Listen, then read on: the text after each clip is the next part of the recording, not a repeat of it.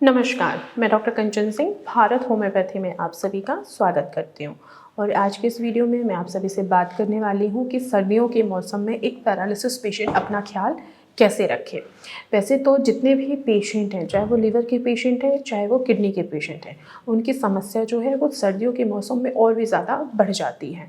लेकिन आज मैं बात कर रही हूँ पैरालिसिस पेशेंट के लिए कि आखिर विंटर के समय में, सर्दियों के मौसम में वो ऐसा क्या अपना ध्यान रखें जिससे उनकी समस्या ज़्यादा ना बढ़े।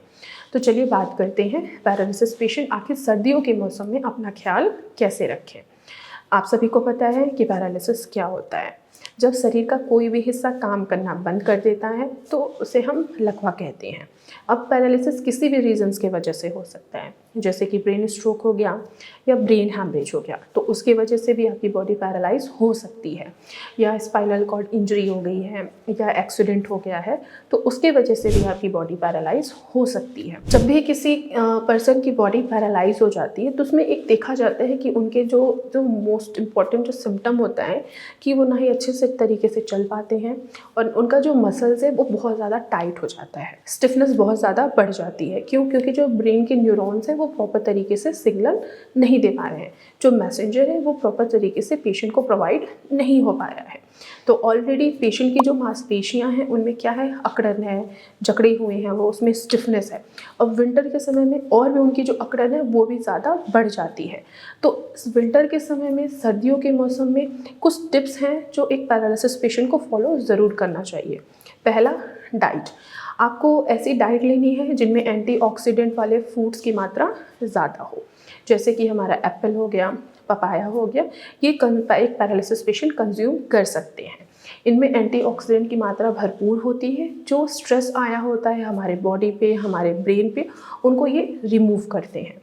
और साथ ही साथ आप पैरालिसिस के पेशेंट हैं तो आपको प्रोटीन की मात्रा अपने खाने में थोड़ा सा बढ़ाना होता है। तब ऐसे कौन कौन से प्रोटीन हैं जिनको आप सेवन कर सकते हैं, जैसे कि आप सूप का सेवन कर सकते हैं, आप दाल का पानी भी ले सकते हैं, यहाँ तक कि आप दाल भी पी सकते हैं अपने खाने में। फिश वो भी ऐड ऑन कर सकते हैं, अंडे को भी आप ऐड ऑन आसानी से कर सकते हैं। इसके अलावा जितनी भी वेजिटेबल्स हैं, खासकर जो लीफी ग्रीन वेजिटेबल्स हैं, जो ज़मीन के ऊपर उगती हैं सब्जियां, जैसे हमारा लौकी है, कद्दू है, घिया है, इनका भी आप सेवन कर सकते हैं। जिससे क्या होगा कि अगर आप हेल्दी डाइट लेते हैं तो ठंडियों के मौसम में जो आपके मसल्स में अकड़न है वो अकड़न धीरे धीरे कम होती चली जाएगी। साथ ही साथ आपको एक्सरसाइज ज़रूर फॉलो करना है।